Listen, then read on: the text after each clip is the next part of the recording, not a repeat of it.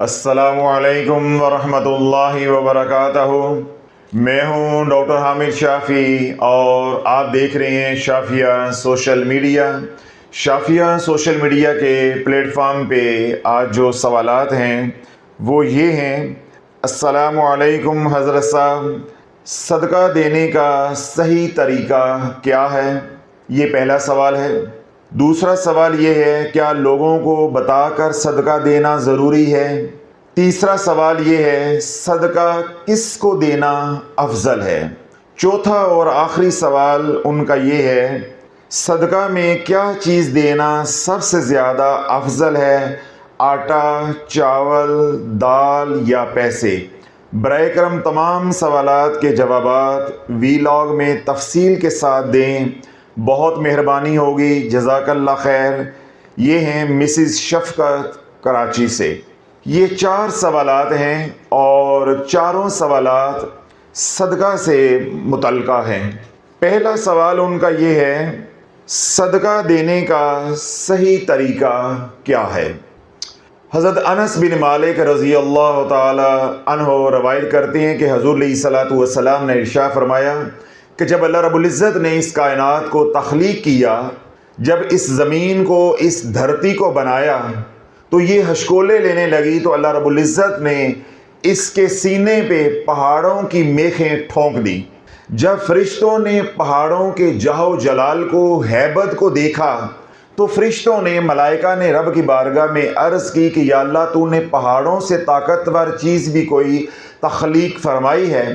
तो रब ने इरशाद फरमाया, हाँ, मैंने लोहे को तख्लीक किया है जो पहाड़ों को भी काट देता है।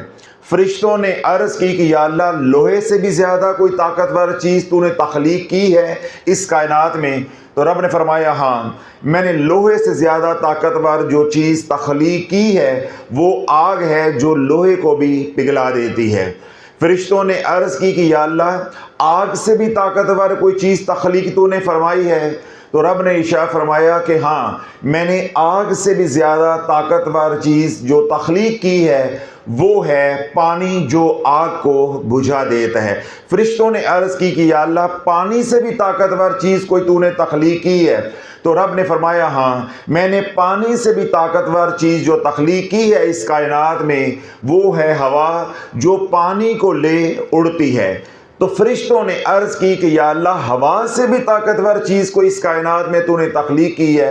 तो रब ने फरमाया, हाँ, हवा से जो ताकतवर चीज़ है वो सदका है जो दाएं हाथ से दिया जाए मगर बाएं हाथ को इल्म ना हो। यानी वो सदका जो पोशीदा तरीके से दिया जाए, मख्फी तरीके से दिया जाए, राज को राज रखा जाए, वो सदका अल्लाह की बारगाह में सबसे ज़्यादा अफजल भी है और देने का ये तरीका भी है। बजाय कि मैं अपने अल्फाज में आपको सदका देने का सही तरीका बताता, मैंने हुज़ूर अलैहिस्सलातु वस्सलाम के फरमाने वाली शान का मफ़हूम आपके सामने रख दिया है कि अल्लाह के महबूब ने हमें तालीम क्या दी है या रब को कौन सा तरीका पसंद है। यानी सदका यूँ दिया जाए कि किसी के कानों कान खबर ना हो। आज हमारे साथ अलमिया ये है कि हम बार बार कहते हैं कि जी सदका लेने वाला नहीं मिलता, जी सदका लेने वाला नहीं मिलता।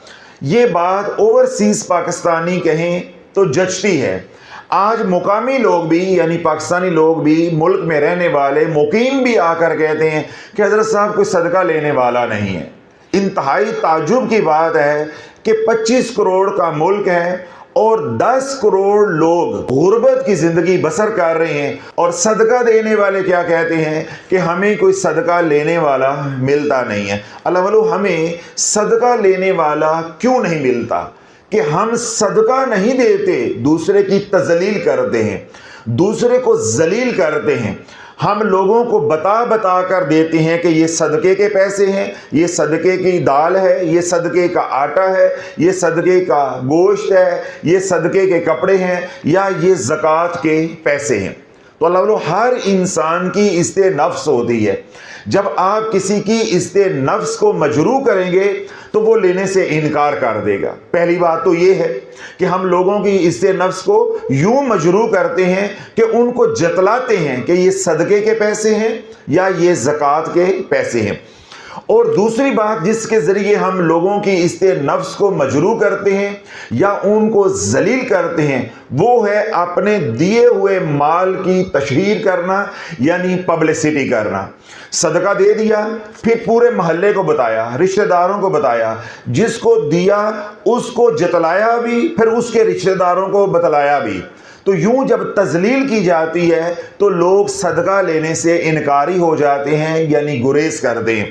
اور وہ لوگ جو سوشل میڈیا کے مارے ہوئے ہیں یا سوشل میڈیا کے پجاری ہیں، جب وہ صدقہ یا خیرات یا زکوٰۃ دیتے ہیں تو وہ کیا کرتے ہیں کہ سیلفی لیتے ہیں، ویڈیوز بناتے ہیں، پھر اس کو سوشل میڈیا پہ وائرل کرتے ہیں۔ تو یوں اللہ والو جب لوگوں کو آپ اپنے مال میں سے کچھ مال نکال کر دو گے صدقے کی مد میں یا زکوٰۃ کی مد میں، پھر یوں ان کی استے نفس کو مجروح کرو گے، پھر تمہیں صدقہ لینے والا کوئی نہیں ملے گا۔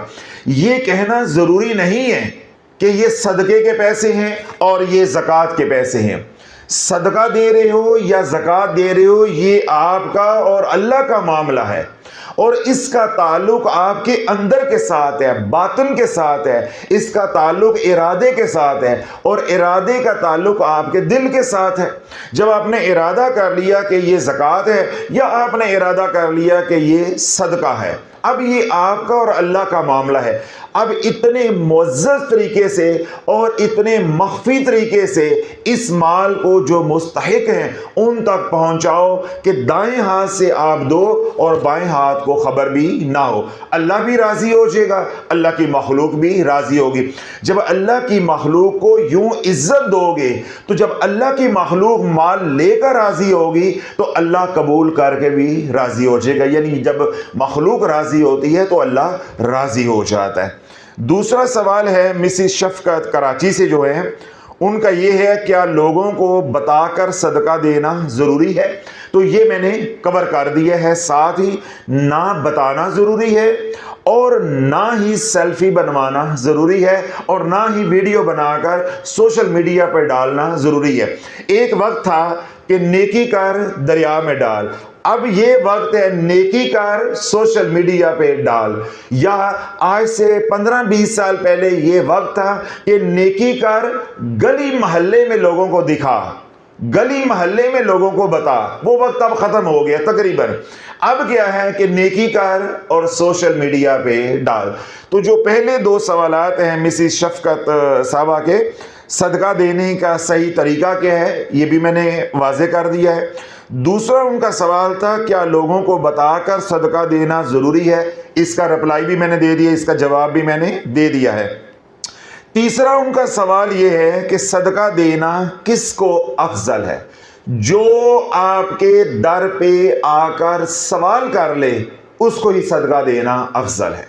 جو سائل بن کر آپ کے در پہ آ گیا، اس نے اپنا دامن پھیلا دیا، آپ کے سامنے جولی پھیلا دی، آپ کے سامنے سوال کر دیا، تو اب آپ نے اس کو جھڑکنا نہیں ہے، اس کو خالی نہیں موڑنا، اس کے سوال کو جس حد تک پورا کر سکتے ہو وہ کرو۔ وَأَمَّا السَّائِلَ فَلَا تَنْهَرْ، جو سوال کر لے، جو مانگنے والا ہے اس کو جھڑکو مت۔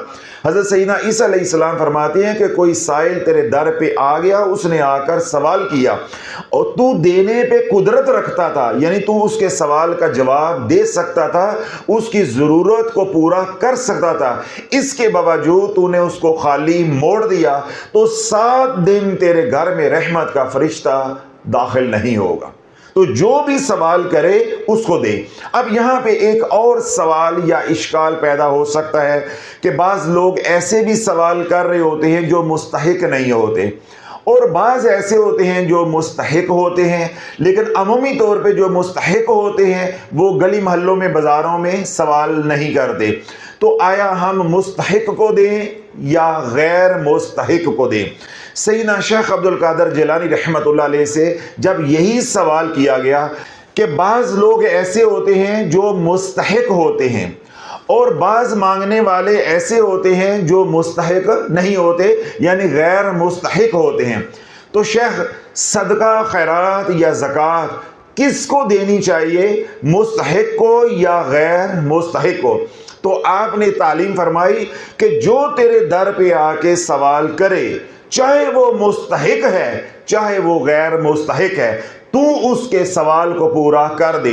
अल्लाह तुझे वो भी देगा जिसका तू मुस्तहिक है, और अल्लाह तुझे वो भी देगा जिसका तू इस्तेहकाक नहीं रखता, जिसका तू मुस्तहिक नहीं है। सवाल ये है या नुक्ता ये है कि चाहे कोई मुस्तहिक है चाहे कोई मुस्तहिक नहीं है, जब किसी ने आपके दर पे आके सवाल कर दिया और आप सवाल पूरा करने की कुदरत रखते हैं, तो आप कोशिश करें कि उसके सवाल को पूरा कर दे। तो जब आप मख्फी तौर पे लोगों को सदका दोगे तो फिर इंशाअल्लाह आप ढूंढोगे, तो जब ढूंढोगे तो आपको मुस्तहिक लोग मिल जाएंगे। हाँ, ये ज़रूर है कि जब आपका सदका वाजिब हो, सदका दो तरह का होता है, एक वाजिब होता है और एक नफली होता है।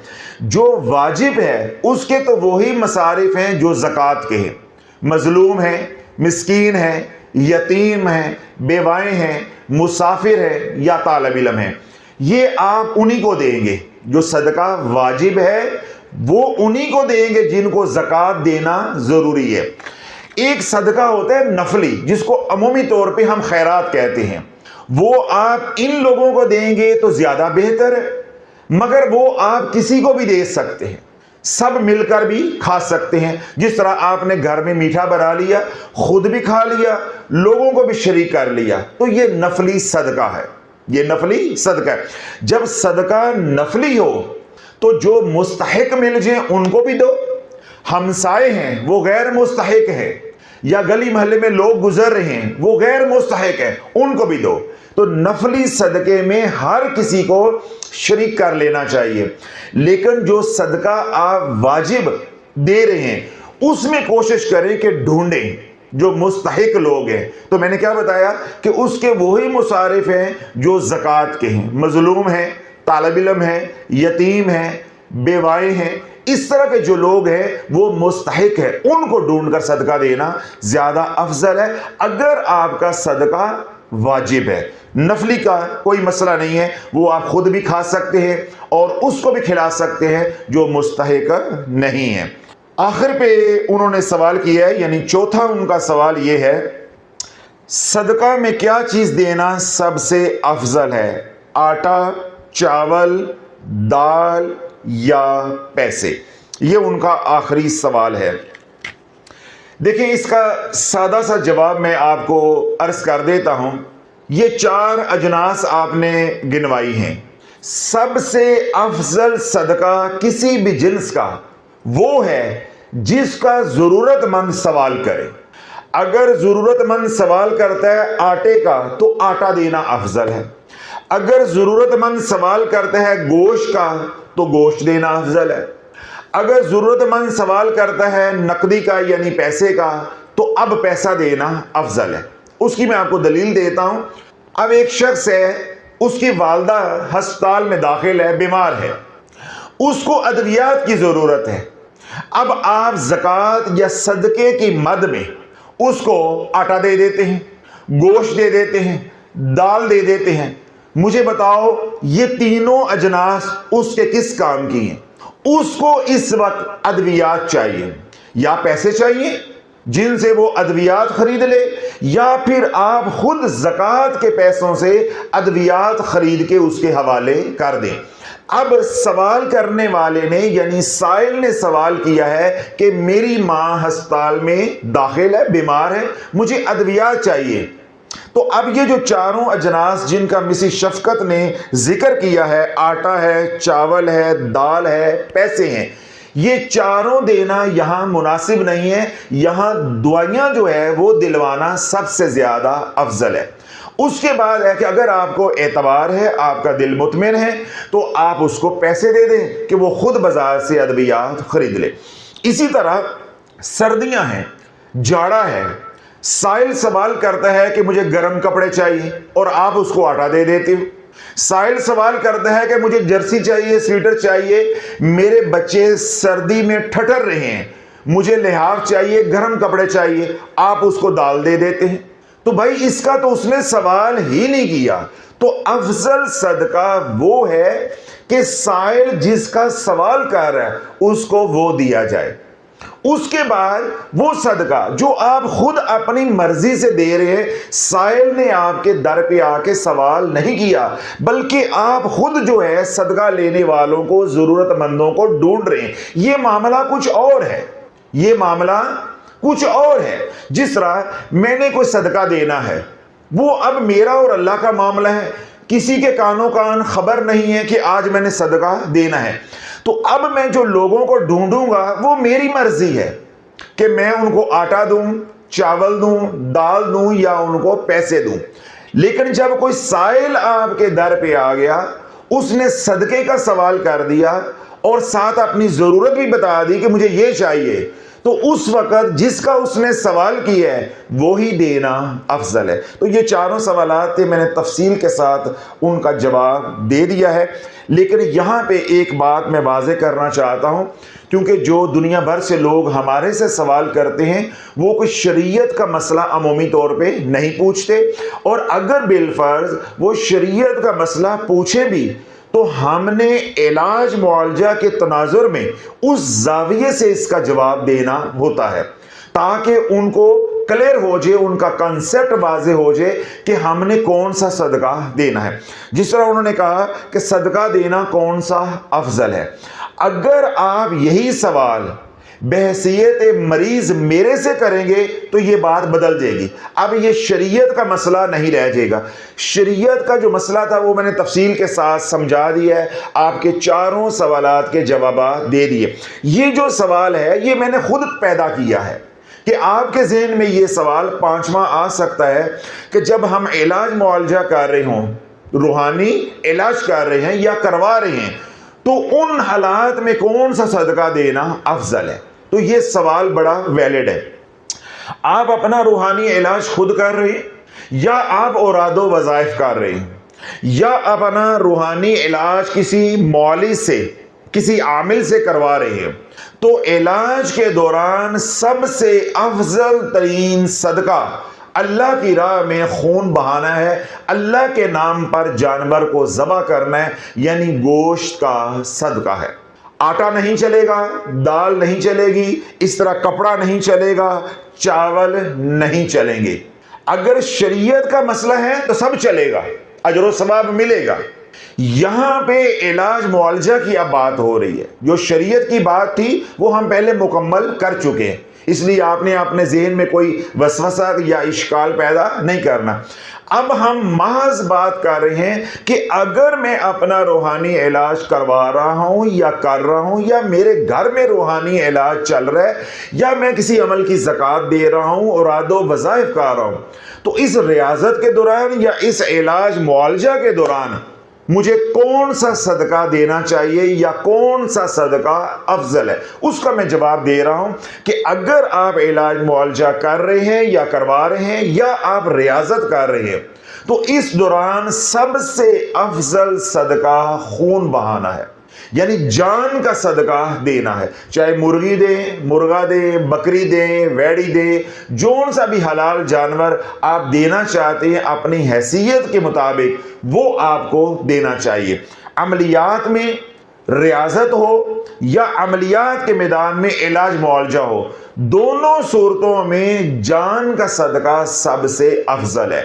اب یہ بات شریعت نے نہیں ہمیں بتائی، یہ بات ہمارا تجربہ، ہمارا مشاہدہ بتاتا ہے، یعنی صدیوں کا تجربہ اور مشاہدہ چلا آ رہا ہے کہ جب عملیات کی زکوٰۃ کے دوران یا اوراد و وظائف کے دوران یا علاج معالجہ کے دوران زیادہ سے زیادہ جب خون بہایا جائے تو بلائیں دور ہوتی ہیں، مصیبتیں دور ہوتی ہیں، نیگیٹو انرجی کی جو شدت ہے وہ کم ہوتی ہے، جناتی یا شیطانی اثرات کم ہو جاتے ہیں، اور اسی طرح وظائف کا اثر بد آنے کا امکان بھی کم ہو جاتا ہے، تو یوں ہم رجس سے تقریباً بچ جاتے ہیں۔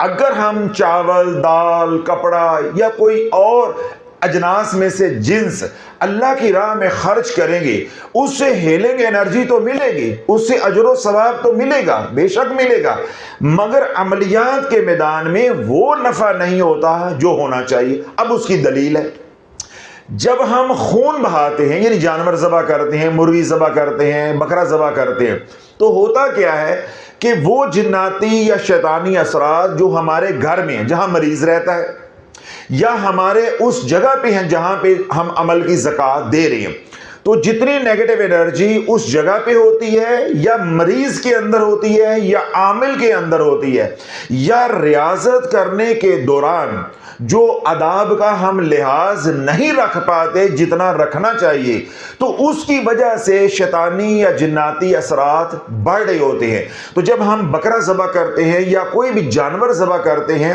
تو نیگیٹو انرجی اس خون کے اندر بہہ جاتی ہے، یعنی وہ شیطانی یا جناتی اثرات اس جانور کے اندر یا اس مرغی کے اندر یا کبوتر اگر آپ ذبح کیا ہے تو اس کبوتر کے اندر حلول کر جاتے ہیں۔ تو یوں ایک قسم کا وہ اتارا بھی ہو جاتا ہے اور صدقہ بھی ادا ہو جاتا ہے، یعنی صدقے کا ثواب بھی آپ کو مل گیا اور علاج کا علاج بھی ہو گیا۔ تو یوں اعمال کا جو اثر بد ہے اس سے بھی ہم محفوظ ہو جاتے ہیں، یعنی رجعت کے امکان سے بھی ہم محفوظ ہو جاتے ہیں، اور اسی طرح اگر پہلے سے نیگیٹو انرجی موجود ہے تو اس کی شدت کم ہو جاتی۔ اس لیے جو صدیوں کا تجربہ اور مشاہدہ ہے وہ یہ ثابت کرتا ہے یا ہمیں بتاتا ہے کہ علاج کے دوران یا ریاضت کے دوران اگر آپ خون بہاؤ گے زیادہ سے زیادہ تو وہ سب سے زیادہ افضل ہے، یعنی آپ کو نفع ہوگا۔ تو یہ سوال آپ کے ذہنوں میں آ سکتا تھا، میں نے خود ہی سوال کیا ہے،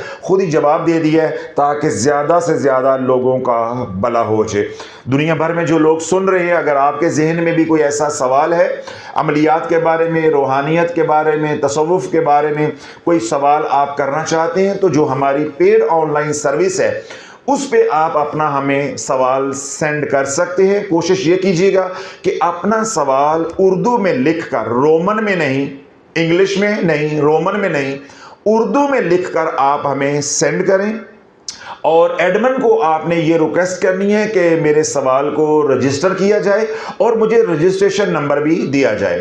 تو جب آپ کا سوال وہاں پہ رجسٹر ہو جائے گا پھر اس کی ایک یوں ہارڈ کاپی نکالی جائے گی، وہ مجھے دیں گے۔ اگر آپ کا سوال اجتماعی نوعیت کا ہوگا، یعنی میں اس کو ویلاگ کا حصہ بنا سکتا ہوا تو ضرور انشاءاللہ بناؤں گا، آپ کو ویلاگ کے ذریعے جواب مل جائے گا۔ اگر میں نے ہارڈ کاپی دیکھی، یعنی آپ کا سوال دیکھا، سوال دیکھنے کے بعد مجھے معلوم ہوا کہ یہ سوال اجتماعی نوعیت کا نہیں ہے تو آپ کو انفرادی طور پہ یعنی پرائیویٹلی واٹس ایپ کر دیا جائے گا، آپ کو جواب دے دیا جائے گا۔ تو یوں اگر آپ نے کسی بھی طرح کا سوال کرنا ہو یعنی عملیات، روحانیت اور تصوف کے بارے میں، تو آپ جب چاہیں، جس وقت چاہیں، 24 گھنٹے آپ اپنا سوال سینڈ کر کے رجسٹر کروا سکتے ہیں۔ جب آپ کا سوال رجسٹر ہو جائے گا پھر آپ نے اپنی باری کا انتظار کرنا ہے، جو ہی انشاءاللہ ویلاگ جو ہے وہ ریکارڈ ہو جائے گا اپنے وقت پہ وہ شافیہ سوشل میڈیا کے کسی بھی چینل پہ انشاءاللہ پبلک ہو جائے گا۔ دنیا بھر میں جو لوگ سن رہے ہیں پریشان حال ہیں، اللہ ان کی پریشانیوں کو دور عطا فرمائے، جو دکھی اللہ ان کے دکھ دور عطا فرمائے، جو سکھی اللہ ان کے سکھوں میں مزید برکتیں عطا فرمائے۔ وہ تمام حضرات جن کو اللہ رب العزت نے اسودہ زندگی عطا کی ہے، نعمتوں سے سرفراز کی ہے، اللہ برکتیں بھی نازل فرمائے، ان کی نسلوں کو بھی ہنڈانا نصیب ہو۔ دنیا بھر سے وہ لوگ جنہوں نے ہمیں دعاؤں کے لیے کہا، اللہ ہماری التجاؤں کو ان کے حق میں قبول و منظور فرمائے، اللہ ہمارے ٹوٹے پھوٹے الفاظ کو ان کے حق میں قبول و منظور فرمائے اور ان کی مقبول دعاؤں کو ہمارے حق میں قبول و منظور فرمائے۔ دنیا بھر میں وہ لوگ جو بیمار ہیں، روحانی بیمار ہیں یا بدنی بیمار ہیں، گھروں میں ہیں یا ہسپتالوں میں داخل ہیں، بچے ہیں، بوڑھے ہیں، مرد ہیں، عورتیں ہیں، شہری ہیں، دیہاتی ہیں، عربی ہیں یا عجمی ہیں، اللہ سب کو صحت والی، سلامتی والی، خیر والی، برکت والی زندگی عطا فرمائے، اللہ سب کو شفائے کاملہ عاجلہ عطا فرمائے۔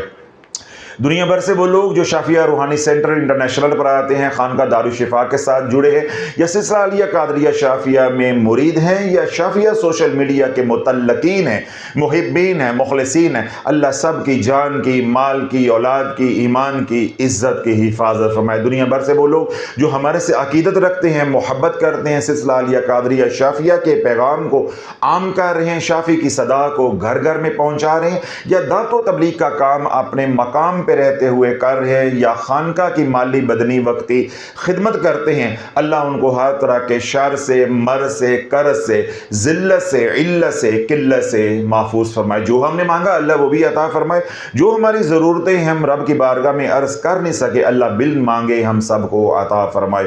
سبحان ربک رب العزت عما یصفون۔ ان کا مزاج آپس میں نہیں ملے گا، آپ ٹنگے نہیں ٹنگے جاؤ گے۔ شافعی نے اتنی بات سمجھائی ہے، بس کچھ بھی نہیں ہوگا، کچھ بھی نہیں ہوگا۔ 4 عذاب آئیں گے، زیادہ نہیں آتے۔ کتنے آئیں گے؟ 4۔ پہلا عذاب جب صورتیں پڑھو گے، میں ایک مثال بھی دے دیتا ہوں پھر اگلی بات بھی سمجھا دیتا ہوں۔ اکثر گھروں میں عورتوں کا کیا کہنا، اکثر مرد بھی دن میں سورہ یاسین پڑھ رہے ہیں اور رات کو سورۃ واقعہ پڑھ رہے ہیں۔ اب میرا سوال ہے، اللہ کے نبی علیہ الصلوۃ والسلام نے سورہ یاسین خیر و برکت کے لیے دی، رزق کے لیے دی، سر آنکھوں پہ۔ اللہ کے نبی علیہ الصلوۃ والسلام نے سورہ واقعہ کس کام کے لیے دی ہے؟ کبھی سوچا، کبھی شرم آئی ہے کہ اللہ کے نبی علیہ الصلوۃ والسلام نے جس اپنے غلام کو یا سائل کو یا صحابی کو جو عمل دے دیا، اس نے پھر اس عمل کے علاوہ کوئی عمل نہیں کیا؟ کیا یہ بات منبر سے بتانا ضروری تھی کہ نہیں تھی؟ صرف سورہ یاسین کے فضائل بیان کرنا ضروری تھے یا سورۃ واقعہ کے فضائل بیان کرنا ضروری تھے؟ جب ہم نے فضائل کو باریکیوں کے بغیر بیان کیا عوام الناس کے سامنے، عوام لالچی ہوتی ہے، عوام جاہل ہوتی ہے، عوام حریص ہوتی ہے۔ میں نے کیا کہا؟ انہوں نے کہا یہ بھی پڑھ لو، یہ بھی پڑھ لو، یہ بھی پڑھ لو۔ اللہ منو، اگر تھوڑا سا بھی آپ کو شعور ہے، تھوڑا سا بھی آپ کو علم ہے، آپ کا گلا خراب ہو جاتا ہے۔ آپ ایک وقت میں 2 ڈاکٹروں کا علاج کرواؤ گے یا ایک ڈاکٹر سے علاج کرواؤ گے؟ ایک ڈاکٹر سے علاج کرو۔ اسی طرح ڈاکٹر نے اگر آپ کو ایک اینٹی بایوٹک لکھ کر دی ہے تو آپ ایک اینٹی بایوٹک کھاؤ گے یا 2 کھاؤ گے؟ ساری باتیں آپ کو سمجھ آ رہی ہیں، لیکن جب روحانیت کی بات یا عملیات کی بات ہوئی تو کیا کیا کہ ایک ہی مسئلے کے لیے 6 وظائف، 6 وظائف۔ اب میرا اگلا سوال ہے، اللہ کے نبی علیہ الصلوۃ والسلام نے خیر و برکت کے لیے سورہ یاسین دی، جاگتے رہیے گا۔ اب کیا کیا؟ خیر و برکت کے لیے، رزق کی فراوانی کے لیے، کثرت کے لیے سورہ یاسین دی۔ اسی کام کے لیے سورہ رحمان دی، پھر انہی مسائل کے لیے سورۃ واقعہ دی، پھر انہی مسائل کے لیے آیت الکرسی دی، پھر انہی مسائل کے لیے سورۃ اخلاص قل هو اللہ احد دی، پھر انہی مسائل کے لیے تسبیح ملائکہ دی۔ یہ میں نے 6-7 وظائف آپ کے سامنے گنے، جبکہ احادیث مبارکہ کی کتابوں میں جو میرے علم میں ہے 13 وظائف ہیں۔ کتنے؟ 13 وظائف ہیں جو اللہ کے نبی علیہ الصلوۃ والسلام نے مختلف صحابہ کو، اپنے غلاموں کو یا سائلین کو رزق کی فراوانی کے لیے دیے ہیں۔ مجھے یہ صرف بتاؤ، جو میں سوال کرنا چاہ رہا تھا، کہ کسی بھی صحابی رسول نے یہ 13 وظائف یا 6 یا 7 میں نے گنے ہیں، ان کو اکٹھا کیا ہے؟ نہ رتی برابر علم ہے عاملین کے پاس، نہ رتی برابر علم ہے علماء کے پاس، اور نہ رتی برابر آج کے دور میں علم ہے پیروں کے پاس۔ صرف فضائل، یہاں سے فضائل پڑھے، رٹا مارا اور یہاں آ کے ممبر پہ بیٹھ کے سنا دیے یا سامنے کتاب رکھ کر سنا دیے۔ اب اللہ، میں نے آپ سے سوال کیا ہے، عبداللہ بن مسعود رضی اللہ تعالی عنہ کو اللہ کے نبی علیہ الصلوۃ والسلام نے سورہ واقعہ دی، انہوں نے سورۃ واقعہ اپنی بیٹیوں کو سکھلائی اور آج یہ ہمارے تک پہنچ رہی ہے اور ہمارے ذریعے انشاءاللہ قیامت تک چلتی رہے گی۔ ایسے ہی ہے۔ اب میرا سوال پھر یہ ہے کہ عبداللہ بن مسعود کو معلوم نہیں تھا کہ سورہ یاسین بھی پڑھنی ہے اس کے ساتھ؟ اب میرا سوال یہ ہے کہ عبداللہ بن مسعود رضی اللہ تعالی عنہ کو معلوم نہیں تھا کہ سورۃ اخلاص پڑھنے کا بہت ثواب ہے، ہم یہ بھی پڑھیں، میں اپنی بیٹیوں کو سکھلاؤں؟ عبداللہ بن مسعود کو دیگر اوراد و وظائف جو رزق کے لیے اللہ کے نبی علیہ الصلوۃ والسلام نے اپنی ظاہری حیاتی مبارکہ میں اپنے غلاموں کو دیے، کیا عبداللہ بن مسعود کو ان تمام اوراد و وظائف کا علم نہیں تھا؟ آج 15ویں صدی کے پیروں کو علم ہے۔ جس صحابی رسول کو، جس سائل کو، جس غلام کو جو بات کہہ دی ہے وہ وہیں ٹھہر گیا ہے۔ جن کو سورہ یاسین دے دی ہے انہوں نے سورہ یاسین ساری زندگی پڑھی ہے. جس کو تسبیح ملائکہ عربی کو دے دی ہے اس نے تسبیح ملائکہ پڑھی ہے. جس کو سورۃ واقعہ دے دی ہے انہوں نے سورۃ واقعہ پڑھی ہے. اللہ کے نبی نے طریقہ چھوڑا کہ ایک وقت میں ایک عمل. اللہ کے نبی نے یہ نہیں فرمایا کہ میں نے پہلے 12 عمل بتائے ہیں 13واں آج بتا رہا ہوں, ان میں سے جون سا بھی کر لو کوئی تکا لگ جائے گا. کیا ایسی بات معاذ اللہ فرمائی ہے؟ نہیں. آ کے دکھڑا بیان کیا. اللہ کے نبی صلی اللہ علیہ وسلم نے اس کی وسعت کو دیکھا, اس کے باطن کو دیکھا, اس کی استعداد کو دیکھا, اس کی ضرورت کو دیکھا. جس طرح کا بندہ تھا, جس طرح کا عمل کر سکتا تھا, جس طرح کی اس کی ضرورت تھی, اس کو وہ وظیفہ عنایت کر دیا. یہ وسعت رحمت ہے. یہ عملیات کے علم کے اندر وسعت کا اظہار ہے, تاکہ جب یہ اعمال میرے دنیا سے جانے کے بعد میری امت میں پھیلے تو ہر بندہ ہر عمل نہیں کر سکتا. تو جو میری امت کے علماء ہوں گے, اہل علم ہوں گے, عاملین ہوں گے, عملیات کے ماہر ہوں گے, ان کے پاس کیا ہوگی؟ چوائس. ان کے پاس کیا ہوگی؟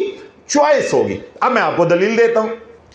میرا مزاج ہے آتشی. مثال دے رہا ہوں, میرا مزاج کیا ہے؟ آتشی. یعنی آگ کا عنصر میرے مزاج کے اندر زیادہ ہے. اب میں سورہ واقعہ اگر پڑھنا شروع کروں گا تو مجھے غصہ آنا شروع ہو جائے گا, میری طبیعت کے اندر چڑچڑا پن آنا شروع ہو جائے گا. اس کا کیا مطلب ہے کہ سورہ واقعہ کا وظیفہ میرے ساتھ مطابقت اختیار نہیں کر رہا. اب مجھے تسبیح ملائکہ سے نفع زیادہ ہوگا. اور اگر اللہ کے نبی علیہ السلام نے تمام اعمال ہر بندے کو دیے ہوتے تو اللہ آج ہم مجبور ہوتے کہ 13-14 اعمال رزق کے لیے ہم کیسے کر پاتے. تو اللہ کے نبی علیہ السلام نے ایک رینج دی ہے, ایک ویرائٹی دی ہے کہ جس طرح جس کا مزاج ہے یا جو جس کی ضرورت ہے, اس گلدستے میں سے ایک پھول وہ اٹھا لے یا ایک پھول کی خوشبو سونگھ لے, اپنی ضرورت پوری کر لے, اپنا علاج کر لے. ہم کم وقتوں نے کیا کیا کہ گلدستہ ہی لوٹنا شروع کر دیا. ہم نے کہا پورا گلدستہ ہی اٹھا لو. اور کچھ ایسے لعنتی بدبخت کتابیں بیچنے والے اور رسالے بیچنے والے آگے کہ انہوں نے امت کو جب حریص پایا تو انہوں نے کتابیں چھاپ دی, رسالے چھاپ دیے, 5 سورتہ چھاپ دیا. پھر اپنے مسلک کا 5 سورتہ آ گیا. اس کے اندر من گڑت اور موضوع احادیث مبارکہ نقل کی گئیں, یعنی جھوٹے فضائل بیان کیے گئے. جب جھوٹے فضائل عوام الناس نے پڑھے, اب ان کی بلا جانے شرائط کیا ہوتی ہیں. اب وہ صبح سورہ یاسین بھی پڑھے اور شام کو سورۃ واقعہ بھی پڑھے. اب ان دونوں سورتوں کے مزاج آپس میں نہیں ملتے. جو بندہ صبح سورہ یاسین پڑھے گا, رات کو سورۃ واقعہ پڑھے گا, وہ یوں جکڑا جائے گا اس کے گھر میں. جو میں کہہ رہا تھا کہ 4 عذاب آئیں گے, زیادہ نہیں آئیں گے. پہلا عذاب رزق کی تنگی ہیں. مشقت کس کے لیے کی جا رہی ہے؟ رزق کی فراوانی کے لیے. تو کالے کپڑوں والا کیا کہہ رہا ہے؟ رزق کی تنگی آ کر رہے گی اور قیامت تک کا وقت ہے کہ ہمیں جھوٹا ثابت کر کے دکھاؤ. جب صبح سورہ یاسین پڑھو گے, رات کو سورۃ واقعہ پڑھو گے. میں صرف ابھی 2 کی بات کر رہا ہوں, 5 کی بات نہیں کر رہا.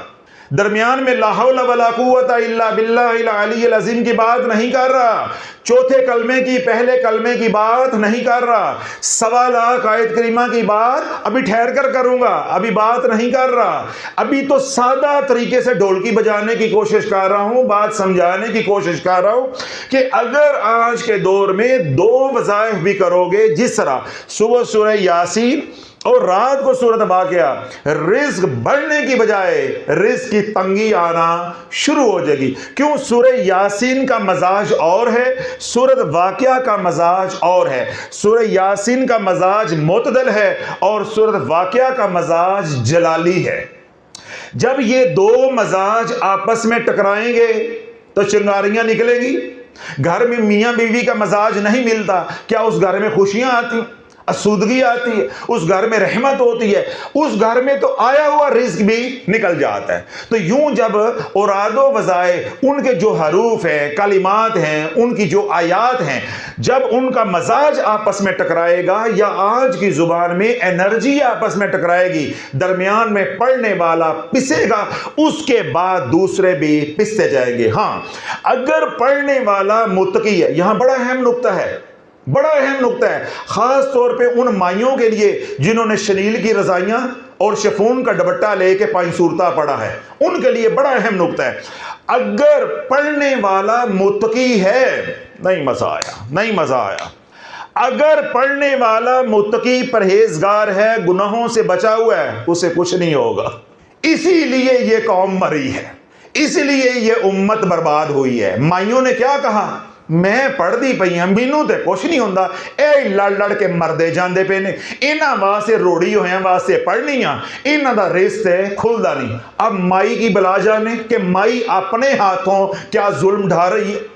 माई को कुछ नहीं होना, हमारी अम्मा को कुछ नहीं होना, वो मुत्तकी परहेजगार, उस बेचारी ने कभी घर से पांव बाहर नहीं रखा, नजरों की भी हिफाजत, जो शोहर ने ला दिया उसने खा लिया, वो नमाज रोजा कर रही है, उसे कुछ नहीं होना। जूं जूं अम्मा पढ़ती जाएगी या अब्बा हजूर पढ़ते जाएंगे, वो एनर्जी घर में गिरती जाएगी, आपस में बच्चे लड़ लड़ के मरते जाएंगे, ला इलाज बीमारियों में मुब्तला होते जाएंगे और हर काम में रुकावट आती जाएगी, हर काम में रुकावट आती जाएगी। ये चार अज़ाब, ये चार अज़ाब मैंने एक ही फिक्रे में इनको गिन दिया ताकि वक्त बच जाए। माई को कुछ नहीं होगा, बाबे को भी कुछ नहीं होगा। हाँ, अगर माई है स्टार प्लस देखने वाली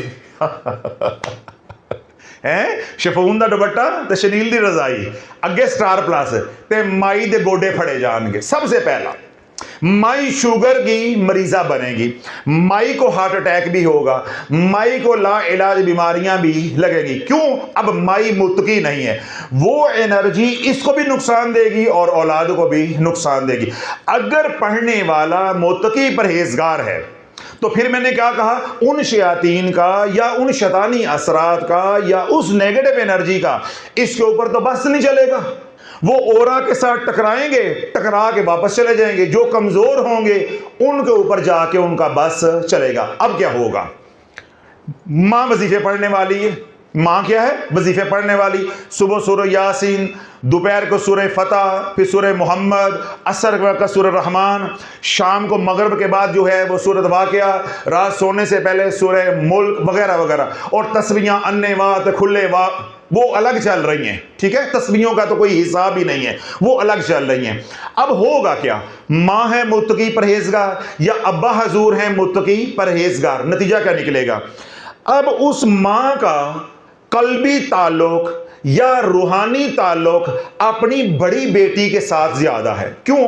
घर में एक आध बच्चा ऐसा जरूर होता है, बेटा हो या बेटी हो, जिसके साथ मां की एफिलिएशन बहुत ज्यादा होती है, यानी मां को बहुत ज्यादा प्यार होता है। या यूं आज की जुबान में कह लें कि घर में एक आध बच्चा पैम्पर्ड जरूर होता है, लाडला लाडू जरूर होता है।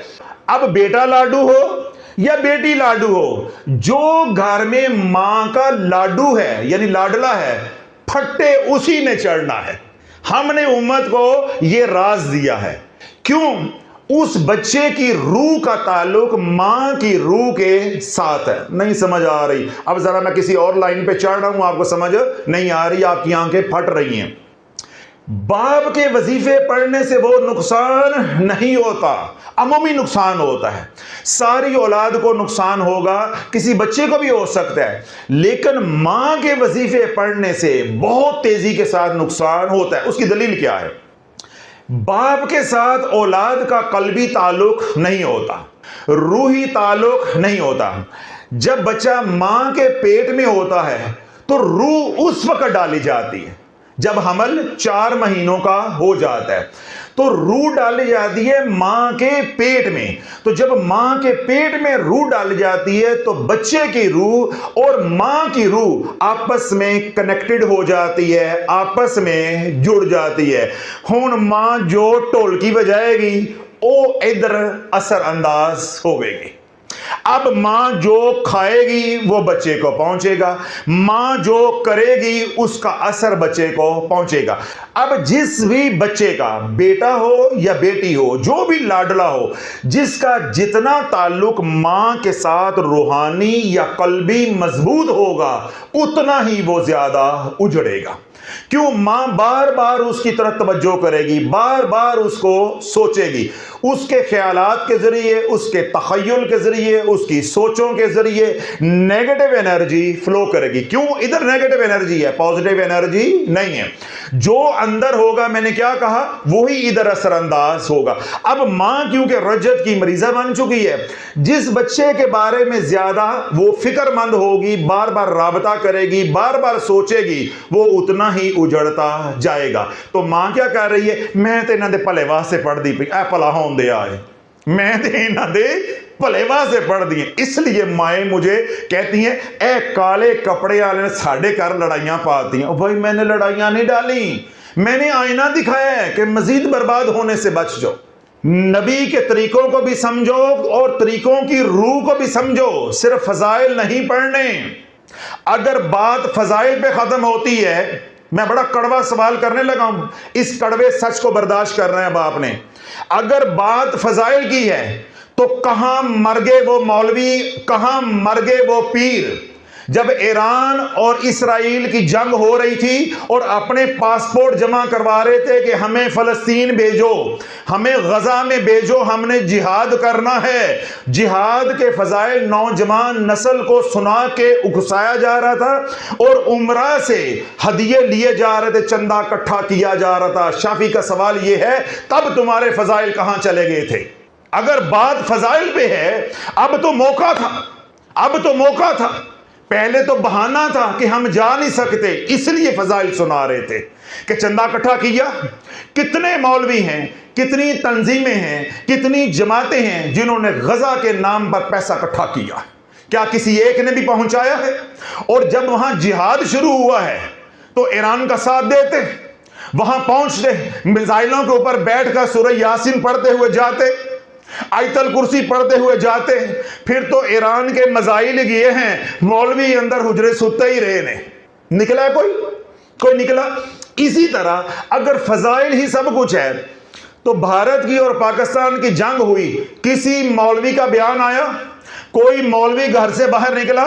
کوئی ریلی نکلی؟ یا اپنی فوج کے حوصلے بڑھانے کے لیے انہوں نے کوئی پروگرام کیا؟ نہیں، سارے حجروں میں آرام کرتے رہے، بس یہی سوچتے رہے میرے مدرسے تے ڈرون نہ آ جاوے، دعا کرو میرے مدرسے تے ڈرون نہ آ جائے، آیت الکرسی پڑھ کے پھوکا مار دے رہے میری مسجد تے ڈرون نہ آ جائے۔ یہ ہے فضائل کی دنیا، یہ ہے فضائل کی دنیا۔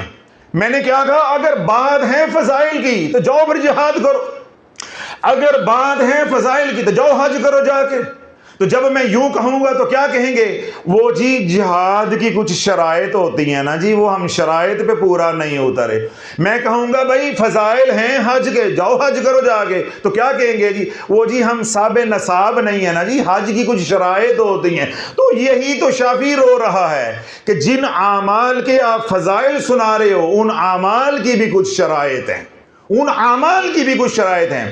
جب آپ اعمال ایک سے زیادہ کرو گے اور آپ کو علم نہیں ہے کہ اس کا کیا مزاج ہے اور اس کا کیا مزاج ہے، اور عوام کو علم نہیں ہوتا اور ہونا بھی نہیں چاہیے، اس لیے تو عملیات کی بنیادی اور پہلی شرط یہ ہے کہ ایک وقت میں ایک ہی عمل کرو۔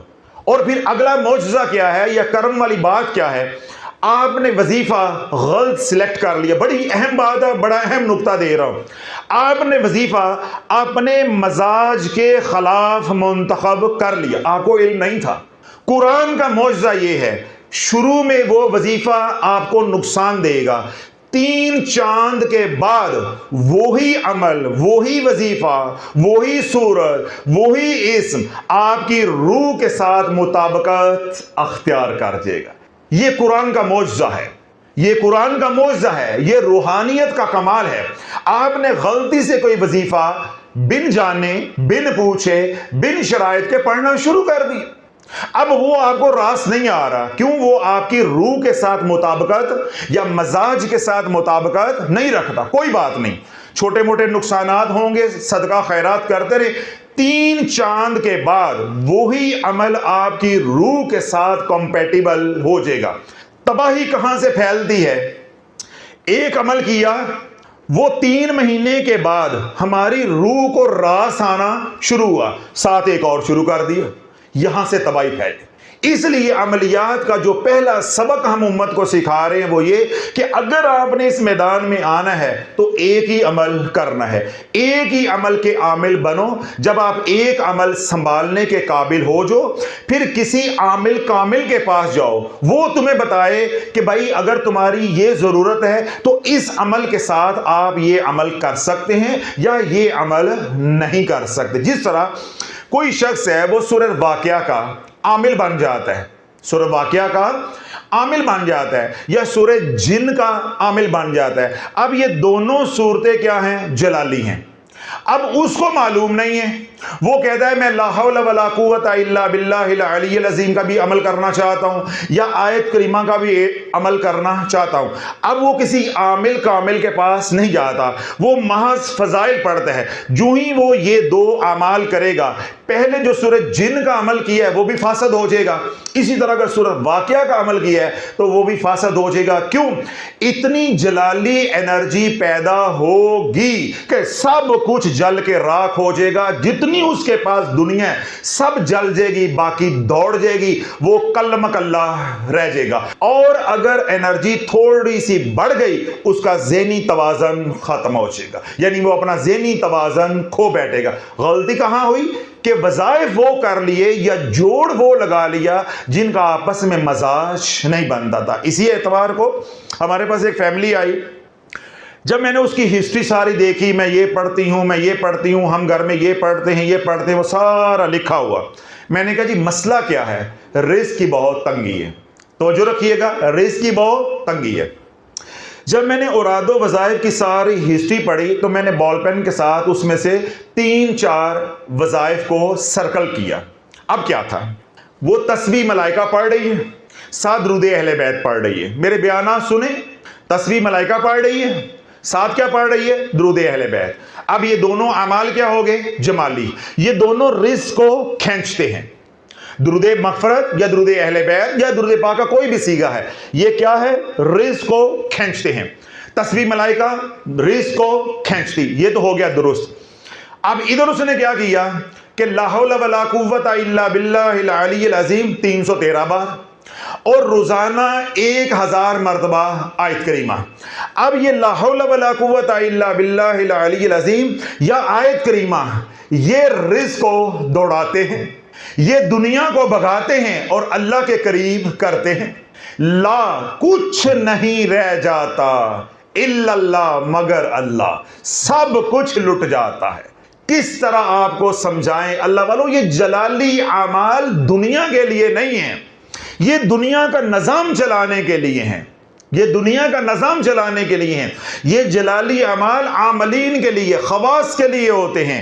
یہ جلالی اعمال اولیاء اللہ کے لیے ہوتے ہیں، قرب اور معرفت کے لیے ہوتے ہیں، حق اور باطل کی جنگ لڑنے کے لیے ہوتے ہیں، حکومت کرنے کے لیے یعنی روحانی حکومت کرنے کے لیے ہوتے ہیں۔ یہ جلالی اعمال میرے آپ کے لیے نہیں ہوتے، عوام الناس کے لیے جمالی اعمال ہوتے ہیں۔ کیوں؟ عوام کی طلب کیا ہوتی ہے یا مطلوب اور مقصود کیا ہوتا ہے؟ دنیا۔ تو میں نے کیا آپ کو دلیل دی ہے کہ تسبیح ملائکہ پڑھو گے دنیا آئے گی، درود پاک پڑھو گے دنیا آئے گی، تسبیح کرو گے یعنی اللہ کی پاکی بیان کرو گے، سبحان اللہ کا ذکر کرو گے دنیا آئے گی، حمد کرو گے، الحمدللہ کا ذکر کرو گے تو دنیا آئے گی، استغفار کرو گے تو دنیا آئے گی، لا حول ولا قوت کا ذکر کرو گے تو دنیا جائے گی، آیت کریمہ پڑھو گے تو دنیا جائے گی۔ اب مجھے بتاؤ کہ میں کیسے سمجھاؤں، ٹھنڈا ماحول تے میٹھے چاول، یہ قوم سمجھنے والی نہیں ہے، یہ قوم سمجھنے والی نہیں ہے۔ جب مشائخ کو علم نہیں ہے وہ فضائل سنا رہے ہیں، عاملین کو علم نہیں ہے وہ فضائل سنا رہے ہیں۔ بھائی فضائل سنانا کمال نہیں ہے، وہ دعا دینا جس کی مریض کو ضرورت ہے یہ کمال ہے، یہ کمال ہے۔ ڈاکٹر کا کمال کیا ہوتا ہے؟ وہ ہماری تشخیص کرتا ہے پھر ہمیں وہ ادویات ایڈوائز کرتا ہے، تجویز کرتا ہے جس کی ہمیں ضرورت ہے۔ وہ فضائل کو نہیں دیکھتا، ہماری ضرورت کو دیکھتا ہے، ہماری ضرورت کو دیکھتا ہے کہ ہمیں چاہیے کیا، کون سا علاج چاہیے۔ ہمارے مولویوں کا، پیروں کا، عاملین کا حال یہ ہے، انہیں معلوم ہی نہیں ہے کہ سائل کی ضرورت کیا ہے یا سائل کا سوال کیا ہے۔ وہ فضائل سناتے ہیں، فضائل سناتے ہیں۔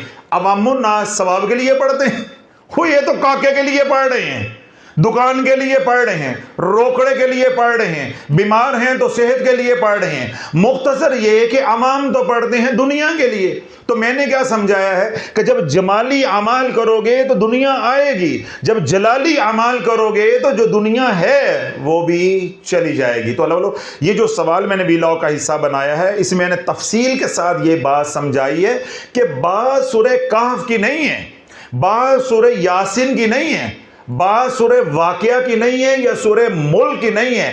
بات یہ ہے کہ کسی ایک سورہ مبارک کو وظیفہ بنا لو، کوئی اور وظیفہ نہیں بنانا، باقی قرآن کو ترتیل کے ساتھ، ترتیب کے ساتھ پڑھو۔ کسی آیت کو، کسی سورت کو، کسی اسم کو اب مزید وظیفہ نہیں بنانا۔ ہاں اگر آپ کی ضرورت ہے یا آپ کا شوق ہے تو پھر شرائط پوری کرو۔ ان شرائط میں سے پہلی شرط یہ ہے کہ ہادی ڈھونڈو، مرشد ڈھونڈو، پروفیسر ڈھونڈو، استاد ڈھونڈو، جو آپ کو چلائے، جو آپ کو بتائے کہ اس عمل کے ساتھ یہ عمل کر سکتے ہیں یا نہیں کر سکتے، اور اگر کریں گے تو اس کی کیا شرائط ہوں گی، کیا طریقہ کار ہوگا۔ یہ گھر بیٹھے کام کرنے والا نہیں ہے۔ گھر بیٹھے آپ ایک وظیفہ کر سکتے ہو، سورہ کہف کا کر لو، سورہ یاسین کا کر لو، سورہ واقعہ کا کر لو، سورہ جن کا کر لو، سورہ مزمل کا کر لو، جو آپ کو پسند ہے۔ وہ میں نے آج راز بھی آپ کو بتا دی ہے۔ اگر آپ غلط بھی منتخب کر بیٹھو گے، اپنے مزاج کے خلاف بھی منتخب کر بیٹھو گے، دیٹ ڈزنٹ میٹر، کوئی پریشانی کی بات نہیں۔ پولی پولی ڈول کی زیادہ سے زیادہ 3 مہینے بجے گی، اس کے بعد مطابقت اختیار ہو جائے گی، یعنی آپ کا مزاج اور وظیفے کا مزاج آپس میں میچ ہونا شروع ہو جائے گا۔ آپ کی انرجی، اورا کی اور وظیفے کی انرجی کافی حد تک آپس میں میچ ہو جائے گی۔ اب اسی عمل سے آپ کو نفع ہونا شروع ہو جائے گا۔ اب آپ نے ایک عمل بن مرشد کے، بن ہادی کے، بن استاد کے، بن پروفیسر کے کر لیا، کر سکتے ہو، دوسرا نہیں کر سکتے، دوسرا نہیں کر سکتے۔ جو ہی آپ نے دوسرا کیا، ممکن ہے وہ آپ کے مزاج کے ساتھ تو کمپیٹیبل ہو، لیکن پہلے جو عمل کیا ہے وہ اس کے ساتھ کمپیٹیبل نہ ہو، کچھ بھی نہیں ہوگا، ٹنگے جاؤ گے، کچھ بھی نہیں ہوگا۔ 4 عذاب آئیں گے، رزق کی تنگی آئے گی، غربت اتنی آئے گی کہ شافی نے کیا کہا کہ کتا بلی بھی عزت کے ساتھ روٹی کھائیں گے، عزت کے ساتھ تجھے روٹی نہیں ملے گی جب تو رجت کا شکار ہو جائے گا۔ گھر میں لڑائیاں ہوں گی، قتل و غارت ہوگی، خلا اور طلاق تک معاملات جائیں گے۔ اگلی بات کیا ہے کہ بیماریاں چھوٹی چھوٹی، بعد میں لا علاج بیماریاں۔ آخری عذاب کیا آئے گا؟ ہر کام میں رکاوٹ، ذلت ذلت ذلت، رسوائی رسوائی اور رسوائی۔ جب یہ 4 عذاب آئیں گے، جہاں دنیا میں تو جائے گا، ہر کوئی تجھے یہی کہے گا جادو تھی گیا ہے، جادو تھی گیا ہے، جبکہ جادو تو ہے ہی نہیں۔ یہ تو تیری کارستانی ہے، یہ تو تیری کرامت ہے کہ تو نے 6 وظیفوں کو جوڑا ہے، 6 وظیفوں کو جوڑا ہے۔ اللہ بلو ہماری خواتین ہیں، مجھے حیرت ہے، ہنڈیاں بناتی ہیں، انہیں معلوم ہے کہ گوشت کے اندر کون کون سی سبزی ڈلتی ہے، یا کس سبزی کے ساتھ کون سی سبزی ہم جو ہے وہ ملا سکتے ہیں۔ عورتوں کو ریسیپی کا علم ہے، اور عملیات کی ریسیپی کا کوئی علم نہیں ہے۔ اے بھی پڑھ لو تو اے بھی پڑھ لو، ایدہ بھی ثواب ہے تو ایدہ بھی ثواب ہے۔ بھائی جو سبزیاں ہیں سب کا نفع ہے، سب کے فضائل ہیں، ساری سبزیاں کاٹ کے ایک ہی ہنڈیاں میں ڈال دو، پھر جڑا تواڈے نال رات نو ہوئے گا او پھر شافی نو ضرور دسے آج۔ مزہ تو تب ہے نا، مزہ تو تب ہے کہ ساری سبزیوں کے نفع ہیں، اللہ نے جتنے پھل دیے ہیں سب کے فضائل ہیں، گوشت کی جتنی بھی اقسام ہیں سب کے فضائل ہیں، ہر طرح کا گوشت بوٹی کر کے، تکا بوٹی کر کے سب اکٹھا ڈال دو۔ اس طرح گھر میں فروٹ آئیں 5 6 7 8 10، سب کی تکا بوٹی کر کے ایک ڈونگے میں اکٹھا ڈال دو، مہمانوں کے سامنے رکھ دو۔ اس طرح موسمی سبزیاں 5 6 7 8 10 سب لے آؤ، سب کی تکا بوٹی کرو، ہنڈیا میں ڈال دو، لیکن شرط ایک ہے، جیڑی پھر رات نو ہوئے گی نا اس کا 10% مجھے ضرور بتانا، تے جے ویڈیو بنا کے سینڈ کر دو تو میں اونجی مرید ہو جاواں گا شرط ایک ہے، تم کرو، میرے روکنے سے تم نے رکنا نہیں ہے، تم کرو، ساری سبزیاں اکٹھی کرو، سارے پھل اکٹھے کرو، سارے گوشت اکٹھے کرو، پکاؤ، مہمانوں کو دو، اپنے گھر والے کو دو۔ شافی نے صرف فرمائش چھوٹی سی کی ہے، پھر جو گھر میں ہوگا نا اس کا 10%، سارا نہیں، گھر کا راز ہوتا ہے، 10% مجھے ضرور بتانا ہے، اور اگر ویڈیو بنا کے 3 منٹ کی سینڈ کر دو گے تو ویسے ہی میں مرید تھی ویسا۔ ساری باتیں آپ کو سمجھ آتی ہیں مگر عملیات سمجھ نہیں آتی، روحانیت سمجھ نہیں آتی۔ اللہ بولے جو سورہ کہف ہے اس کے بہت زیادہ فضائل ہیں۔ اللہ کے نبی علیہ السلام گاہے بگاہے سورہ کہف کو پڑھتے بھی تھے، اس لیے اس کو غیر موقدہ کا درجہ بھی دیا گیا ہے، یعنی مستحب بعض علماء اس کو کہتے ہیں اور بعض اس کو غیر موقدہ سنت بھی کہتے ہیں، سنت موقدہ نہیں ہے، سنت موقدہ